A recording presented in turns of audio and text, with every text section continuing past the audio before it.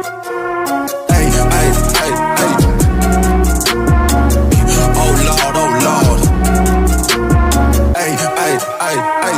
Ang karugtong ng nakaraan, kinabukasan, nagkaroon ng mahalagang pagpupulong para sa mga kinatawan ng mga atleta sa mga nangyaring gulo. Mga coach sa kabilang lamesa at ang opisyal na nasa kabilang mesa, magkakaharap ito sa pa-letter U na shape na lamesa, habang ang ating bida ay nasa gitna at nakaupo na nag-iisa. Dumating ang dalawang lalaki, ang isa ay nakatataas na opisyal ng training center. Agad naman nagsalita ang isang lalaki, upang patahimikin ang bahagyang ingay sa magkabilang mesa. At sinabi, nandito na ang director at ang deputy director ng training center, tumahimik kayong lahat. At ngayon ay ipinapahayag ko ang Emergency Disciplinary Committee ang session na ito. Naupo ang matandang lalaki sa gitna sa pagitan ng dalawang grupo. Sabay sinabi, ako si Guy Senkyo, ang director ng training center. Tumingin ito sa ating bida, at muling sinabi, ikaw si. Agad naman nagpakilala ang ating bida, Jiang Tae-san po, sir. Muling sinabi ng director ng training center, totoo ba ang lahat na nasa report, Mr. Jiang? At sa tingin mo ba ay talagang katanggap-tanggap ang pagganti mo sa mga coach mo? Maging ang pagsalitaan sila ng ganoon, agad na sumagot ang ating bida, sabay sinabi, kung sino man ang gustong maniwala sa bersyon ng mga pangyayari na iyan, ay ituturing ko ito na may katotohanan. Ngunit nais ko rin e-report, ang hindi patas na pagtrato sa akin. Agad na humanhil na parang aso na susugod ang coach, at galit na sinabi, nagsisinungaling siya, ang lakas pa ng loob niyang magtanong sa akin. Hindi ko naman alam kung sino siya, at tila hindi sapat ang pagsagot niya sa akin, minura niya ako. Mahinang tumawa ang ating bida, sabay sinabi, haha, hindi ka naman seryoso. Sa tingin mo ba talaga ako ang may gawa niyan? Mabilis na dinuro ng coach ang ating bida, mula sa kanya pwesto na ilang bakante, at pasigan nitong sinabi, nakikita niyo ba yan, mga tingin niya sa mga mata niya. Pinagtatawanan niya tayo ngayon, at sa seryosong pangdinig ng disciplinary committee. Habang nakaupo ang ating bida sa single na upuan, agad naman sumigangda ang dalawa pang coach, at galit na pasigan nitong sinabi, tama si Coach Heo. Nakita ko mismo ang buong pangyayari. Sinabi naman ng isa pang coach, pinilipit niya ang pulso ni Coach Heo. Ang kanyang ugali ay lubos na hindi nababagay sa isang atleta ng national team. At nagdulot siya ng labis na abala sa lahat ng nasa training center, ngumiti lang ng mapakla ang ating bida. Muling sinabi pa ng coach, ang aksidenteng ito ay tuluyan ng sinira ang kadena ng pamumuno dito. Bahagyang umungol lang ang deputy director. Hindi tumigil ang negro na coach, galit na pasigan nitong sinabi, irerekomenda ko ang agarang pagpapatalsik sa kanya mula sa training center. At maging ang pagbawi sa kanyang katayuan bilang isang national team. Sinabi ng isang opisyal sa deputy director, malinaw na ang sitwasyon na ito ay. Agad naman nagsalita ang ating bida at sinabi, si Coach Heo, ang nagsimula nito, nang tawagin niya ako mayabang. Tapos sinasabi niya na nakatanggap ako ng espesyal na pagtrato. Agad na sumigaw ang coach at sinabi, sinungalin ka. Kumunat ang kilay ng ating bida, bakas ang galit nito na tila ba ipinakita pa ang namumulang pisngi nito na kumikirot pa.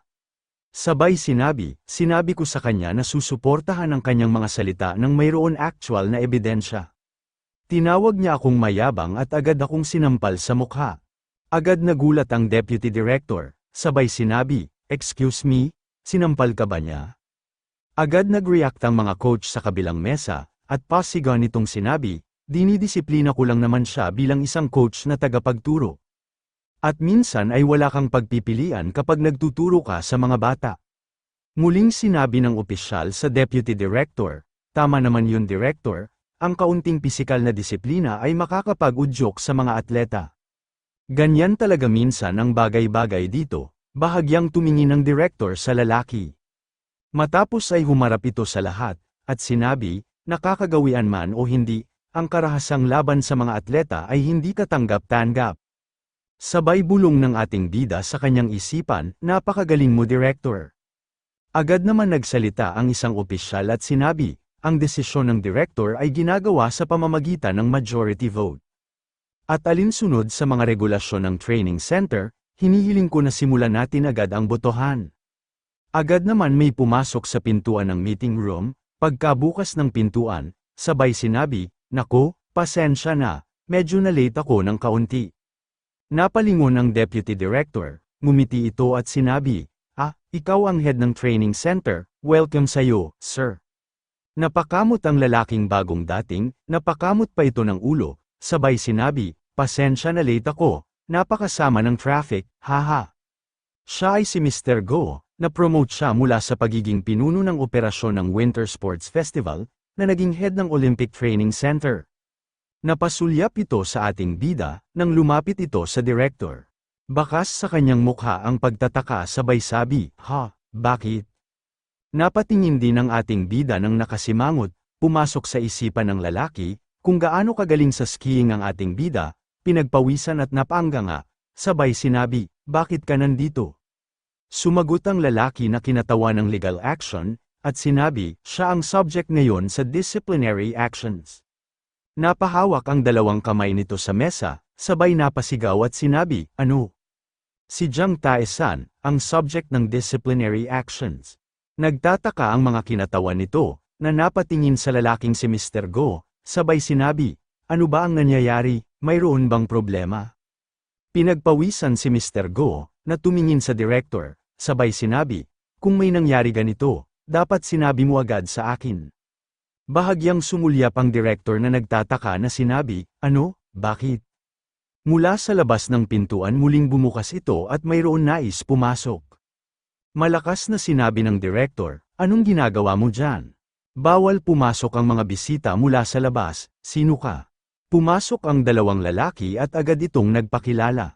"Ikinagagalak ko kayong makilala, ako ang director na si Son Daegyun ng Rian Chang Law Firm." Agad na nagulat ang director at ang deputy director at ang iba pa, nang laki ang mata nito sa pagkagulat at pawisan na kabado na sinabi, "Ano ka mo, Rian Chang?" Mula naman sa likod ni Son Daegyun, bahagyang nakangiti na lumabas ang lalaki, at sinabi, "At ako naman si Hagwanho, chairman ng TS Group." Mas lalong nagulat ang mga ito. Agad na lumapit ang director sabay na yumuko at sinabi, "Naku po, kayo pala, chairman ha." Nang laki ang mata nito sa kaba nang pumasok sa isipan nito ang hindi pa katagalan na nagulat na nag-invest ang TS Group ng daan-daang bilyon won sa Skiing Association. At muling sinabi, "Saan ba namin dapat ipagmamalaki ang karangalan?" Agad naman nagsalita ang ating bida, at sinabi, "Tinawagan ko sila." Gulat na hindi makapaniwala ang deputy director. Inis na nagdikit ang ngipin ng coach na Negro, umungol pa ito na akala mo ay lalapan ng tao, sabay sinabi, "Lintik ka .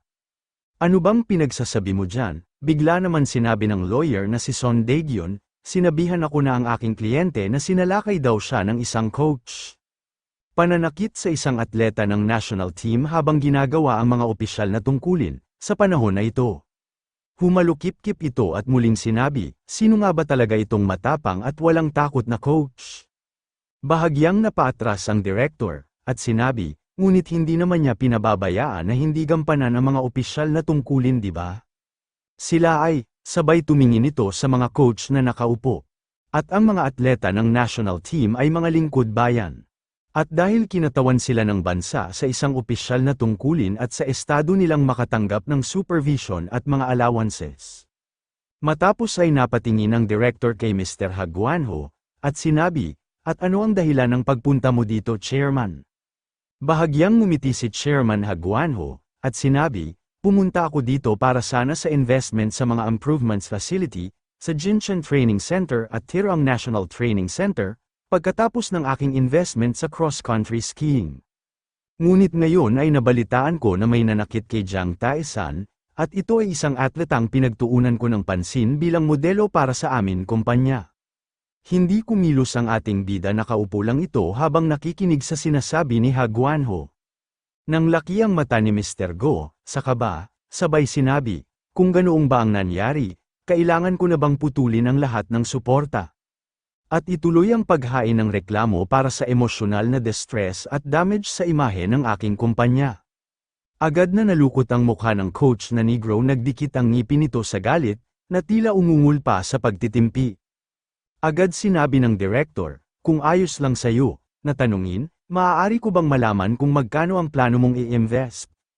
Agad na sinabi ni Hagwanho, mga 100 bilyon won, sana. Agad na tila ba hindi ito nakahinga, nang laki ang mga mata nito sa hingal na napanga nga. Sabay-sabay na sinabi sa kanilang isipan, 100 bilyon won. Ngumisi ng mapang-asar ang ating bida, at gaya ng inaasahan.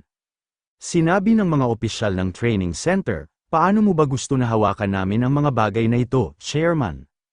At wala nang mas epektibo kaysa sa pera, lumipas ang oras, hapon, malapit nang lumubog ang haring araw. Sa loob ng gym, maririnig ang malakas na sigaw ng pagmumura, putik. Hindi ko hahayaan na matapos ito ng ganito dito, lintik kang hayop ka. Sa tingin mo ba talaga kaya mo akong ilibing gamit ang kapangyarihan at pera? Tigmak ng luha na galit ang coach na Negro. At pasiga muling sinabi, ilalabas ko lahat ito sa press, maghintay lang kayo. Sisiguraduhin ko na lahat kayo, mga putik kayong lahat. Maya-maya pa ay tumunog ang telepono nito na nasa bulsa. Tumigil ito sa pag-emote, kinuha ang telepono at agad sinagot, "Hello." Umalingaw ang boses ng nasa kabilang linya ng pagmumura. "Ikaw putik ka," natigilan ito. Nang makilala ang boses sa kabilang linya, sabay sinabi, "Uncle." Sinabi ng nasa kabilang linya na tiyuhin ng negrong coach, "Shut up, lintik ka. Ayoko nang tawagin mo akong ganyan, sa panahon ngayon, wala nang kwenta ang pagiging pamilya mo, bobo. Napakatanga mo, may ideya ka ba kung sino ang ginulo mo?" Tila kinabahan ng negro na coach, sabay sinabi, "Ano po?" Muling sinabi ng nasa kabilang linya, "Buwisit. Mababaliw na ako dito, nakatanggap ako ng warning mula sa Supreme Council dahil sa'yo, ikaw na gago ka.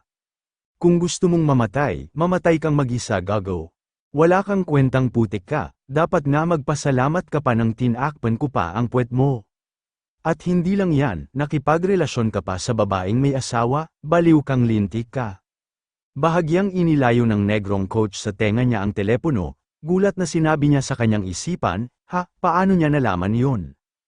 May nagmamasid ba ng palihim sa akin? Tumalim ang mata nito, na tila ba may naisip kung sino. Muling nagsalita ang nasa kabilang linya, "Bakit mo ba ginulo ang Rian Chan, at ang mga taong ganyan? Shit ka, huwag mo na akong tawagan ulit." Nang lulumo na napaupo sa bakal na upuan ang coach na negro, muling sinabi ng nasa telepono, "Ikaw na maselan ang utak. At simula ngayon, ay puputulan ko na ang ugnayan ko sa pamilya mo." Tapos na, sabay pinatay ang telepono. Maya-maya pa ay isang malakas na sigaw ang pinakawalan ng negrong coach, na umalingaw sa buong gym. Samantala, sa opisina ng training center, sinabi ng isang lalaki, "Disappointed ako sa iyo, Deputy Director. Hindi mo man lang kayang harapin ang isang simpleng bagay na ganito." "Pasensya na po." Biglang dumating ang direktor ng Rian Xiang, ang chairman ng aming sponsor company. Sinabi ng lalaki, "Itago mo na lang ang iyong mga dahilan.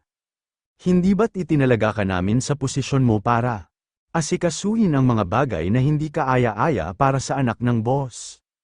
At ito ay isang bagay na personal niyang nabanggit sa akin, at kung bibigwin mo siya ng ganito, mahihirapan kang maging direktor."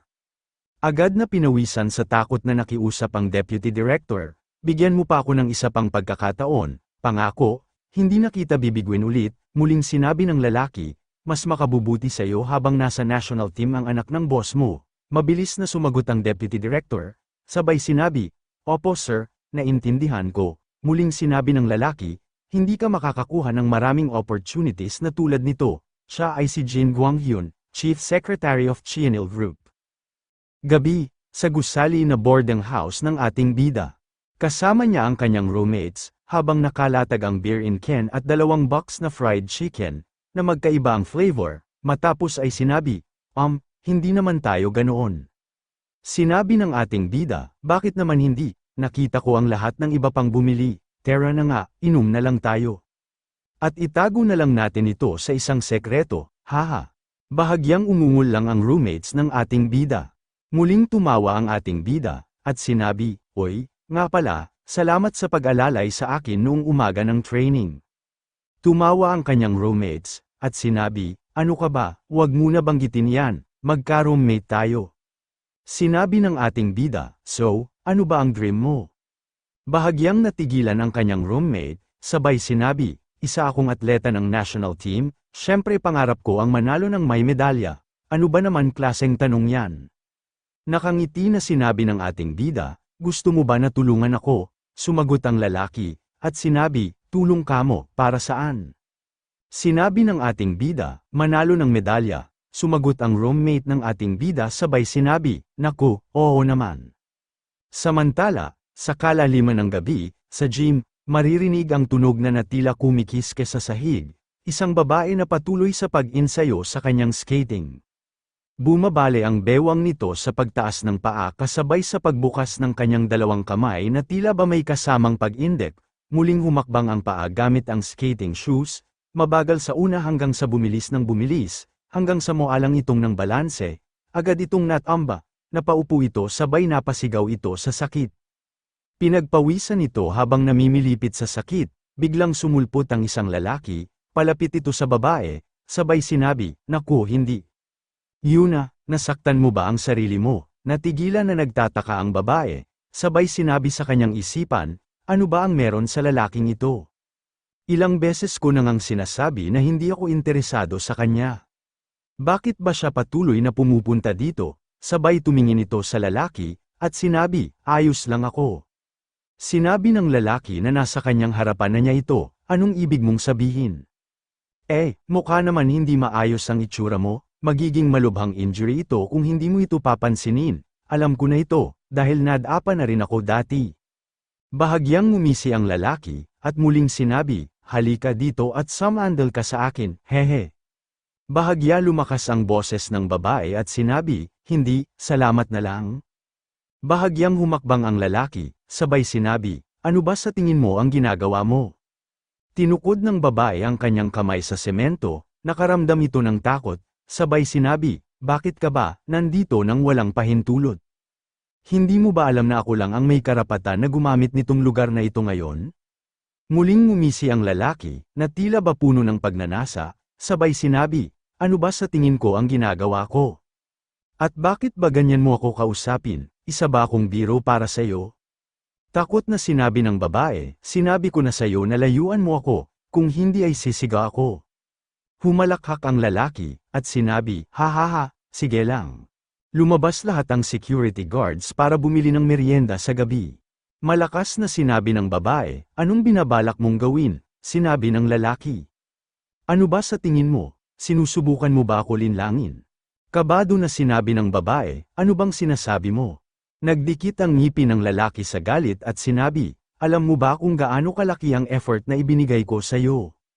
Para lang tanggihan mo ako ng ganito?" Lumuha sa takot ang babae, napilit pa rin nagpapakatatag, sabay sinabi, "Nakakadiri ka." Ngumisi ang lalaki at pasigan nitong sinabi, "Akala mo ba espesyal ka dahil sa nakakakuha ka ng atensyon nitong mga nakaraan araw, ngunit ang ginagawa mo lang naman ay mag-ice skate." Sabay itinaas nito ang kamay at inatake ang babae. Ngunit sa pag-atake nito, isang sigaw ang umalingaw na sinabi, "Tumigil ka dyan, asshole." Sabay lingon ng lalaki, na hindi napaghandaan, agad na sinapak ito ng ating bida, humadyas ito sa ere. Sa lakas ng suntok umikot-ikot ito na tinamaan ang mga nabasag at nabali na bakal sa lakas ng hagis nito, sumadsad ito sa gitna ng gym. Nakahiga na dumaing ito sa sakit, at pinilit na inangat nito ang kanyang ulo, na may dugo na umaagos sa kanyang ilong at inis na sinabi, "Sino bang tarantado ito?" Nang laki ang mata nito sa gulat nang makilala nito ang ating bida, sabay sinabi, "Ikaw." Jiang Tae-san, tumingin ng seryoso ang ating bida, sabay sinabi, "Humingi ka ng tawad. Wala ka sa kalingkingan ni Kim Yuna, isa ka lang piraso ng basura." Natitigilan na napatingin ang babae, nagtataka na sinabi nito sa kanyang isipan, "Sino ang lalaking ito?" Matagal na napatulala sa ating bida, sumulyap ang ating bida sa babae, at bahagyang nakangiti na sinabi, "Mag-iingat ka palagi, Miss Yuna. Magiging isa ka sa mga national treasure ng Korea sa hinaharap." Tulala pa rin na nakatingin ang babaeng si Kim Yuna, sabay sinabi nito sa kanyang isipan, "Napaka-cool niya." Matapos ay sinabi, Salamat." Galit na nakatayo na ang lalaki, at pang-aasar na sinabi nito na, "Salamat ba kamo? Mga walang hiya kayo, magkasama kayo o ano? Galit na pasigaw na sinabi ng babae, tumahimik ka. Ito ang unang beses namin nagkita, muling sinabi ng lalaki, oo nga, tama, kaduda-duda ka na, sa simula pa lamang. Sa simula pa lang may gusto ka na sa walang kwentang na yan na mula sa Universidad ng Hancock, di ba, Yuna? Sa di kalayuan dumating ang dalawang security guards, narinig nito ang malakas na pagtatalo sa di kalayuan sa loob ng gym, agad na nagulat ito. At sinabi, hoy, kayo dyan, ano ba ang nangyayari dyan? Natigilan ang tatlo, napalingon naman ang ating bida sa palapit na security guards. Muling sinabi ng security guards, dugo ba yan? Inis na gigil pa rin ang lalaki, napansin ng dalawang CQ, ang tumutulo na dugo nito sa ilong, at muling sinabi ng CQ, inatake siya, bilis tumawag ka sa 911. Agad na tumugon ng isang CQ, samantala, sa police station. Sinabi ng lalaki, ang jerk na yan, inatake akong bigla, tingnan ninyo ang mukha ko. Sinabi ng ating bida, self-defense lang po yun. Si Chun Min Jae ang unang nanakit na hinaranggan ko kaagad. Humikab ang lalaki na nasa desk officer, at sinabi, paano kaya kung magkasundo na lang kayong dalawa? Maya-maya pa ay papalapit ang isang lalaki na may dalawang security sa magkabilang nitong gilid sabay sinabi, nagiging magulo ang mga bagay-bagay kapag ang mga atleta ng national team ay nasangkot sa bagay na tulad nito. At maaaring ka na ma-disqualified sa balitang nabalitaan ng media. Salamat sa lahat sa inyong panibagong pagsusumikap, ako si Jin Guanghyun, Chief Secretary ng Chienil Group, at ang aming team ang bahala sa mga bagay-bagay na narito. Inis na napasigaw ang lalaking si Chun Min Jae, kuyom ang dalawang kamao na inis na sinabi, bakit ang tagal mo, putik, ano ba yan? Ni hindi pa ako natutulog, tumingin ang lalaki na si Jin Guanghyun, sa pulis at sinabi, Detective, isa itong pinagplanuhan na pag-atake na nangyari kagabi. At ang suspect, ay si Jiang Taesan, inis na tumingin ng masama ang ating bida kay Jin Guanghyun, sabay sinabi, hindi ako suspect Mr. Lawyer. At kung ako man ang suspect, ganoon din siya.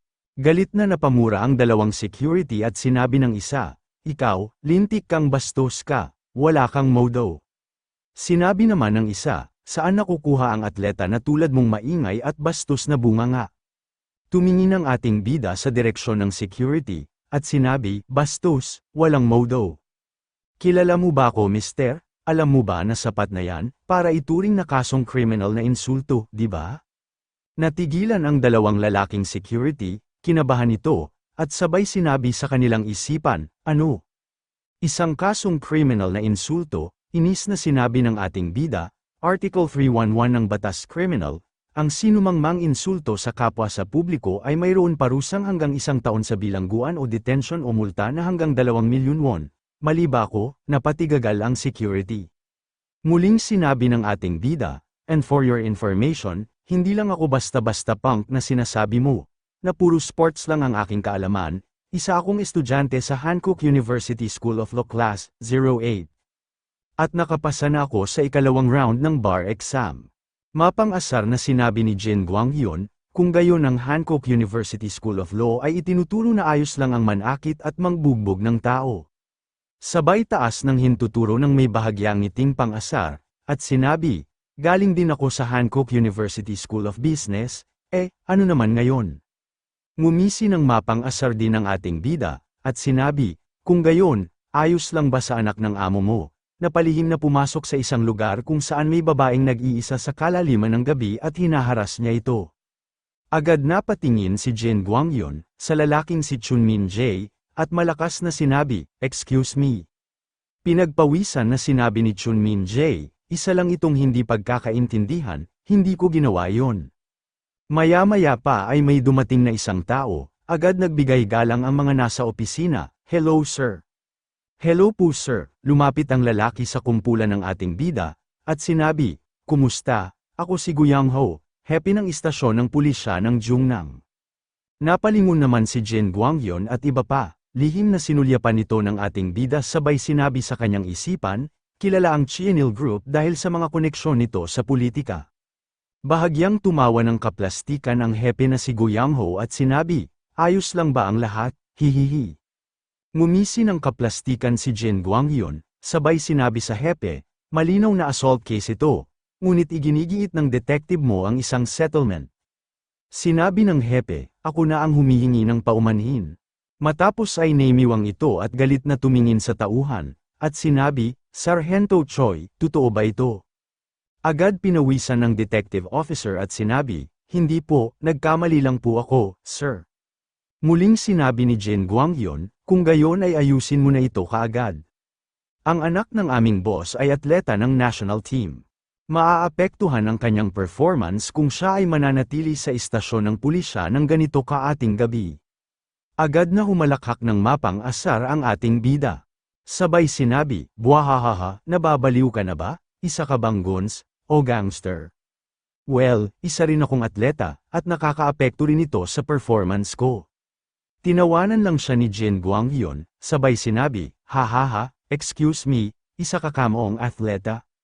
Matapos ay tumingin ito sa hepe, sana po ay bigyan ninyo ng pansin ang case na ito, hepe.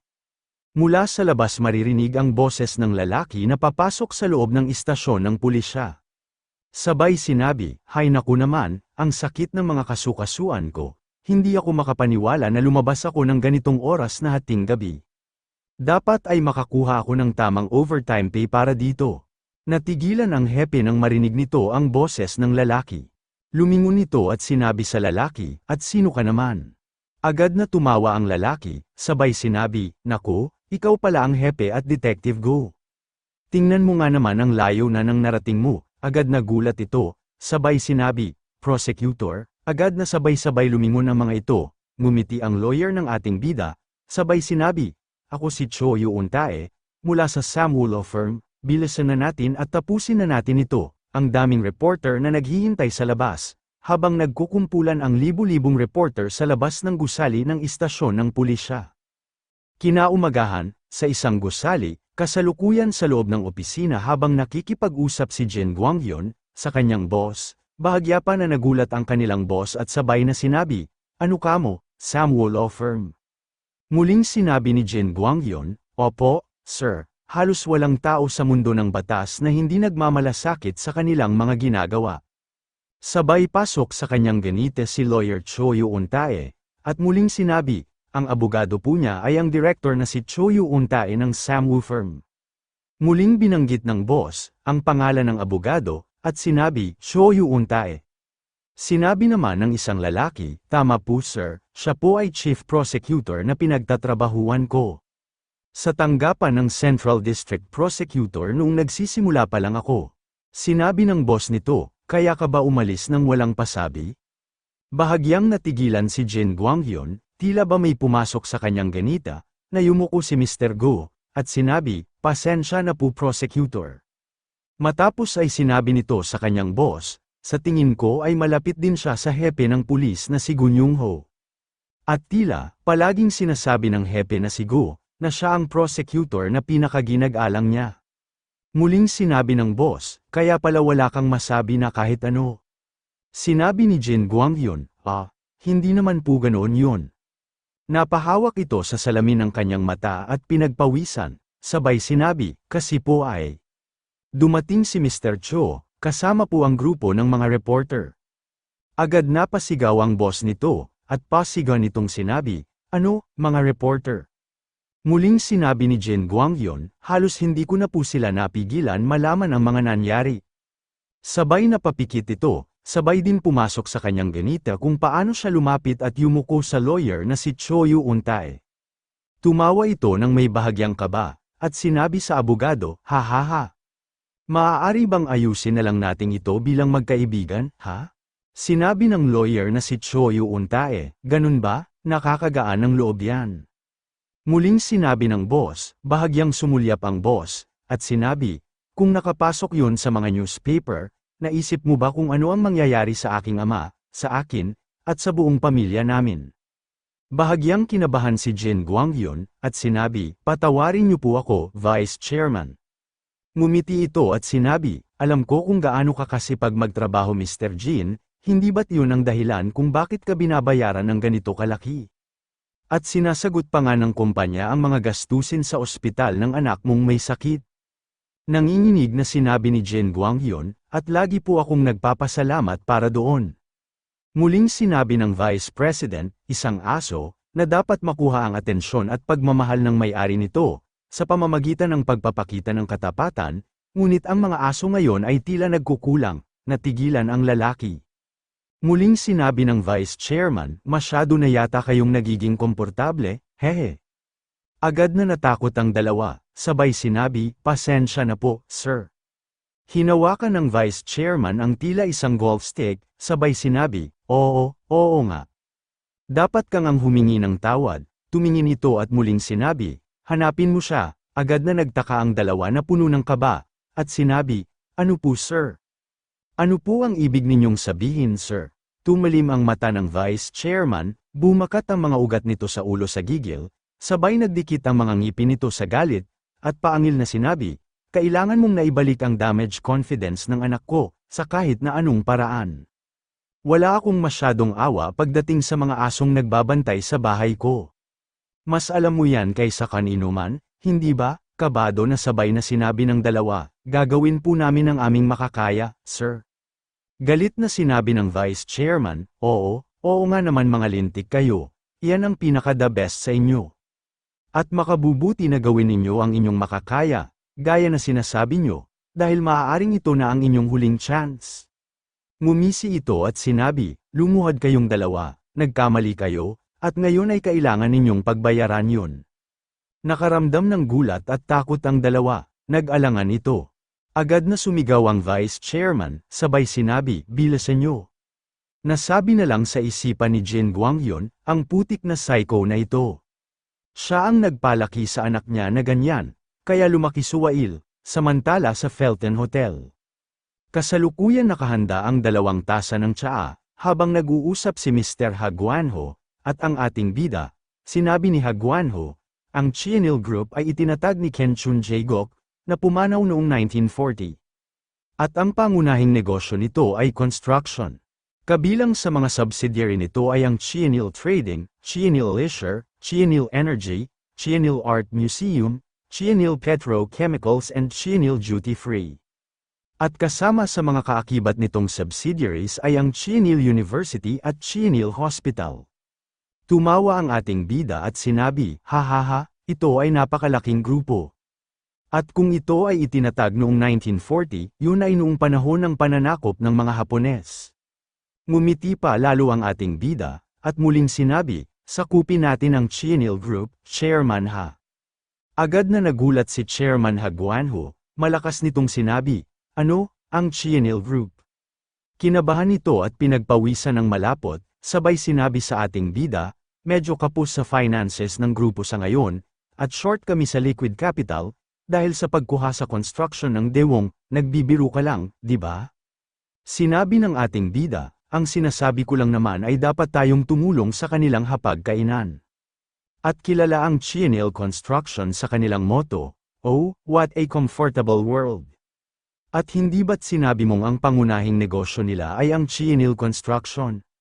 At kung ibababa natin yan, hindi ba kasama na ang lahat ng iba pa? Sinabi ni Ha Guanho, oo, tama po kayo. Muling sinabi ng ating bida, magtiwala ka lang sa akin at tahimik na bumuo ng pagkuha ng isang team. Kabado na sinabi ni Ha Guanho, opo, sir, sisimulan ko na, ngayon din. Ngunit Chairman Jiang, sigurado naman po na hindi mo planong sakupin lahat ng kumpanya sa Korea, di ba? Agad na tumawa ang ating bida, sabay sinabi, ha. Malay nating, lumipas ang oras, sa gabi, sa isang parking lot. Maririnig ang tunog ng telepono, agad itong sinagot, matapos makapag-usap. Maya-maya pa ay maririnig ang hakbang ng mga paa ni Jin Guanghyun, matapos ay nagulat pa ito nang makita niya ang lalaki sa kanyang harapan, sabay sinabi, sino ka? Agad na sinabi ng lalaki na si Director Yul, ayaw mo bang iligtas ang anak mo? Natigilan si Jin Guanghyun, at sinabi, sino ka? Sino ang nagpadala sa'yo? Muling sinabi ni Director Yul, mas gusto mo bang malaman kung sino ako kaysa sa pagliligtas sa buhay ng anak mo? Matapos ay may inabot itong botelya ng gamot, at muling sinabi, kunin mo ito. Nag-alangan itong kuhanin, sabay sinabi, ano ba, ito? Muling sinabi ni Director Yul, hindi ko rin alam sa sarili ko, basta ang sabi ng boss ko, baka mas bumuti daw ang kalagayan ng anak mo kung iinumin niya ito. Agad na nagulat muli si Jin Guanghyun, sabay sinabi, ano? Muling sinabi ni Mr. Yul, ibigay mo ito basta sa kanya at tingnan mo ito mismo. Takot na bahagyang umatras si Jin Guanghyun, at sinabi, hindi naman yan lason, di ba? Muling sinabi ni Director Yul, sa pagkakaalam ko, wala na siyang natitirang ilang buwan pa. Gulat, takot at kaba, ang naramdaman ni Jin Guanghyun, habang pinawisan ito ng malapot. Kumunat ang noo ni Director Yul, at inis na sinabi, hindi ito lason, bakas pa rin ang takot na sinabi ni Jin Guanghyun, pero bakit mo ibinibigay sa akin ito? Inis na napipiko na si Director Yul, sabay sinabi, syempre, hindi ito libre. Sinabi ni Jin Guanghyun, kung gayon, ano ang kailangan mo, mula sa akin? Inis na sinabi ni Director Yul, ang buhay mo kapalit ng buhay ng anak mo. Agad na nagulat si Jin Guanghyun, ngumisi si Director Yul, at sinabi, at kung may gagawin ka para sa amin. Mabubuhay na parang prinsesa ang anak mong babae habang buhay. At mas lalo pa itong tumawa, at muling sinabi, ako ang mag-aayos para sa kanyang pag-migrate sa Amerika kasama ang kanyang ina. Mas lalong natakot si Jin Guanghyun, at kabado na sinabi, ano ba ang pinagsasabi mo, matagal na kaming iniwan ng mama niya. Sinabi ni Director Yul, hindi mo ba alam, regular na binibisita ng asawa mo ang anak mo sa hospital. Agad na nagulat si Jin Guanghyun, sabay sinabi, ano? Sinabi ni Director Yul, maliit na bagay lang ang binabayaran niya para sa mga gastusin sa ospital ng anak mo, gamit ang kinikita niya sa restaurant, hindi naman ganoon kalaki ang natatanggap niya, ngunit ginagawa pa rin niya ito. Matapos ay muling sinabi, ipapadala namin ang 5 bilyon won sa account mo. Muli ay pinagpawisan nito ng malapot, hindi ito makapaniwala, naghalo ang panginginig nito kasama ng takot at kaba. At inis na sinabi ni Director Yul, at ang kapalit nito ay magiging kasabwat ka namin. At mabubulok ka sa bilangguan ng 3 taon, o, ano sa palagay mo? Madali lang naman, di ba? Lalong pinagpawisan ang lalaking si Jin Guanghyun, at muling binigkas ang halaga ng pera, 5 bilyon. Muling sinabi ni Director Yul, at sisiguraduhin namin ang makukuha mo ay pinakamahusay na lawyer. Sa pagputok ng haring araw, sa gusali ng Chienil Group, nakatalikod ang ating bida, nakatingin ito sa labas ng window glass, na matatanaw dito ang iba't ibang gusali. Sinabi ng ating bida sa kanyang sarili, para napaka-perpekto ito at magaan na panghimagas. Bago ako pumunta sa Canada para sa Olympics, matapos ay muling tumano sa bintana at bahagyang ngumisi, sabay sinabi, may pakiramdam ako na mas mabilis ang mga bagay-bagay, kaysa sa inaasahan. Matapos ay sinabi kay Ha Guanho, ihanda mo ang iyong mga tao na may pinakamakakaya. Para mapasailalim natin sila sa pamamahala, yumuko si Ha Guanho, sabay sinabi, opo sir, gagawin ko pa ang aking makakaya. Samantala, gabi, saksi ang buwan, sa malakas na tawanan na maririnig sa isang restaurant. Sa loob sinabi ng lalaki habang nagsasaling ito ng alak sa baso, at sinabi, matagal na panahon na rin, Mr. Jong.